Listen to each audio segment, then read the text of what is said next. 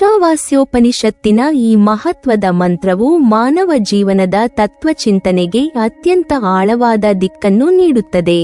ಸಂಭೂತಿಂ ಚ ವಿನಾಶಂ ಚ ಯಸ್ತದ್ವೇದೋ ಭಯಂ ಸಹ ವಿನಾಶೇನ ಮೃತ್ಯುಂ ತೀರ್ತ್ವಾ ಸಂಭೂತ್ಯ ಅಮೃತಮಶ್ನುತೆ ಎಂಬ ಈ ವಾಕ್ಯಗಳು ಜೀವನವನ್ನು ಕೇವಲ ಭೌತಿಕ ಸಾಧನೆಗಳ ದೃಷ್ಟಿಯಿಂದಲೋ ಅಥವಾ ಸಂಪೂರ್ಣ ತ್ಯಾಗದ ದೃಷ್ಟಿಯಿಂದಲೋ ನೋಡಬಾರದೆಂದು ನಮಗೆ ಬೋಧಿಸುತ್ತವೆ. ಮನುಷ್ಯನು ಬದುಕುತ್ತಿರುವ ಈ ಲೋಕದಲ್ಲಿ ಸೃಷ್ಟಿ ಮತ್ತು ನಾಶ ಎರಡೂ ನಿರಂತರವಾಗಿ ನಡೆಯುತ್ತಿರುವ ಸತ್ಯಗಳಾಗಿವೆ. ಈ ಎರಡನ್ನೂ ಒಟ್ಟಾಗಿ ಅರಿತುಕೊಳ್ಳುವುದೇ ನಿಜವಾದ ಜ್ಞಾನಕ್ಕೆ ದಾರಿ ಎಂದು ಉಪನಿಷತ್ತು ಸ್ಪಷ್ಟಪಡಿಸುತ್ತದೆ. ಮಾನವನು ಸಹಜವಾಗಿ ಬೆಳವಣಿಗೆ, ನಿರ್ಮಾಣ ಮತ್ತು ಸಾಧನೆಯ ಕಡೆಗೆ ಆಕರ್ಷಿತನಾಗುತ್ತಾನೆ. ವಿದ್ಯಾಭ್ಯಾಸ, ಉದ್ಯೋಗ, ಕುಟುಂಬ, ಸಮಾಜ, ರಾಷ್ಟ್ರ ನಿರ್ಮಾಣ ಇವೆಲ್ಲವೂ ಸಂಭೂತಿಯ ಭಾಗಗಳೇ ಆಗಿವೆ.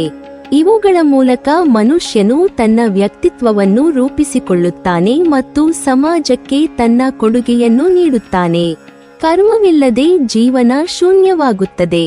ಆದ್ದರಿಂದ ಉಪನಿಷತ್ತು ಕಾರ್ಯನಿರತ ಜೀವನವನ್ನು ತಿರಸ್ಕರಿಸುವುದಿಲ್ಲ.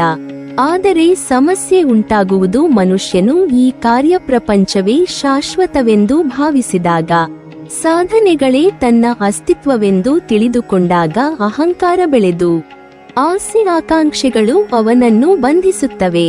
ಈ ಸಂದರ್ಭದಲ್ಲಿ ಸಂಭೂತಿ ಬಂಧನಕ್ಕೆ ಕಾರಣವಾಗಬಹುದು. ಇದಕ್ಕೆ ವಿರುದ್ಧವಾಗಿ ವಿನಾಶದ ತತ್ವವು ಮಾನವನಿಗೆ ಜಗತ್ತಿನ ನಿಜ ಸ್ವಭಾವವನ್ನು ತೋರಿಸುತ್ತದೆ.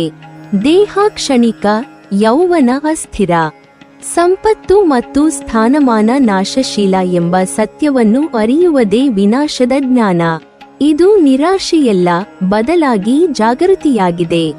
ಎಲ್ಲವೂ ನಾಶವಾಗುತ್ತದೆ ಎಂಬ ಅರಿವು ಮನುಷ್ಯನಲ್ಲಿ ವೈರಾಗ್ಯವನ್ನು ಮೂಡಿಸುತ್ತದೆ ಮತ್ತು ಅವನ ಮನಸ್ಸನ್ನು ಅತಿರೇಕದ ಆಸಕ್ತಿಗಳಿಂದ ಮುಕ್ತಗೊಳಿಸುತ್ತದೆ. ಮರಣವನ್ನು ತಪ್ಪಿಸಲಾಗದು ಎಂಬ ಸತ್ಯವನ್ನು ಒಪ್ಪಿಕೊಂಡಾಗ ಮರಣ ಭಯವೇ ಕರಗುತ್ತದೆ.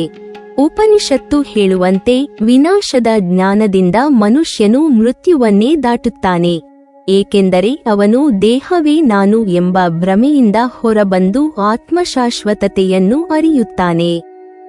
ಆದರೆ ಉಪನಿಷತ್ತು ಕೇವಲ ವಿನಾಶದ ಚಿಂತನೆಗೆ ಮಾತ್ರ ಸೀಮಿತವಾಗುವುದಿಲ್ಲ.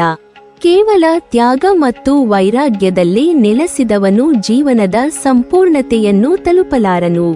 ಸಮಾಜದಿಂದ ದೂರವಾಗಿ ಕರ್ಮವನ್ನು ತ್ಯಜಿಸಿ ಕುಳಿತರೆ ಅದು ನಿಷ್ಕ್ರಿಯತೆಯಾಗಿ ಪರಿವರ್ತಿತವಾಗಬಹುದು.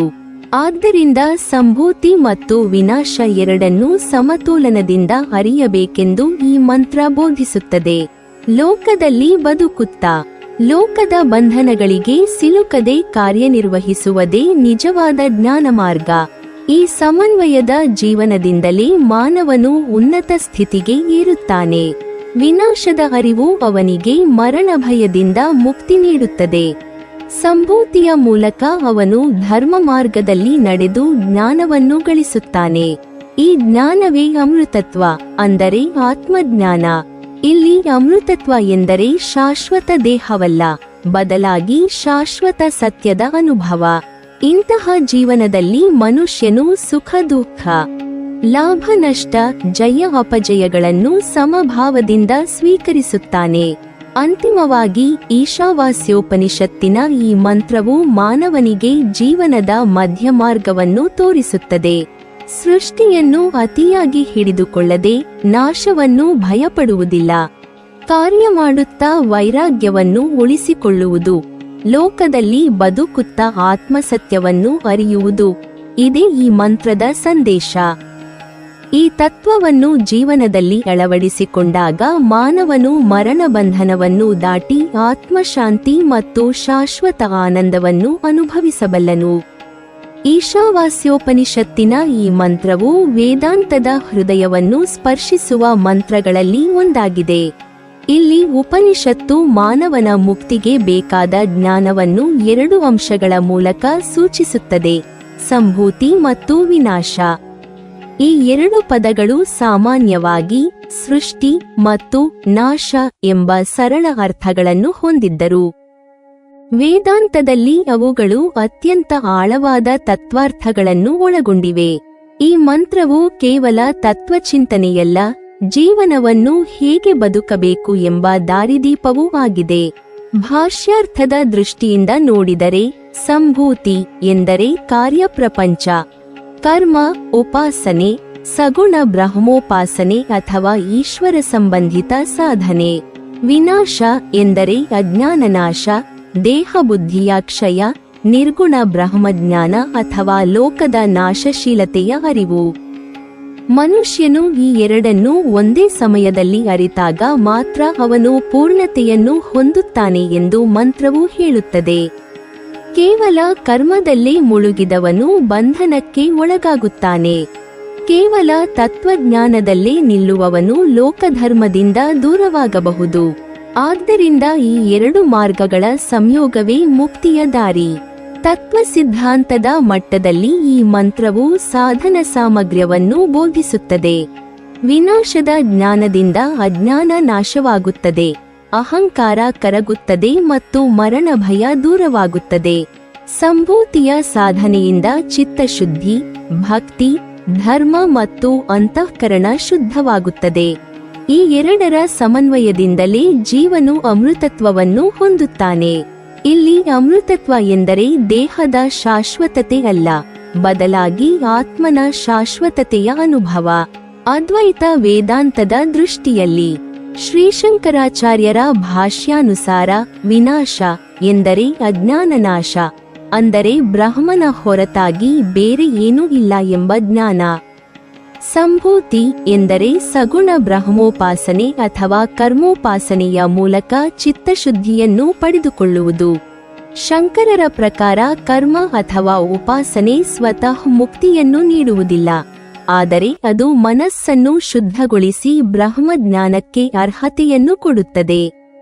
ವಿನಾಶದ ಮೂಲಕ ಅಜ್ಞಾನ ನಾಶವಾಗಿ ನಾನು ಬ್ರಹ್ಮನೇ ಎಂಬ ಅನುಭವ ಬಂದಾಗ ಮೃತ್ಯು ದಾಟಲ್ಪಡುತ್ತದೆ. ಸಂಭೂತಿಯ ಮೂಲಕ ನಡೆದ ಸಾಧನೆ ಜ್ಞಾನೋದಯಕ್ಕೆ ಸಹಾಯಕವಾಗುತ್ತದೆ. ಅಂತಿಮವಾಗಿ ಜೀವ ಮತ್ತು ಬ್ರಹ್ಮ ಒಂದೇ ಎಂಬ ಅನುಭವವೇ ಅಮೃತತ್ವ. ವಿಶಿಷ್ಟಾದ್ವೈತದ ದೃಷ್ಟಿಯಲ್ಲಿ ರಾಮಾನುಜಾಚಾರ್ಯರು ಸಂಭೂತಿ ಮತ್ತು ವಿನಾಶಗಳನ್ನು ಭಿನ್ನವಾಗಿ ವಿವರಿಸುತ್ತಾರೆ.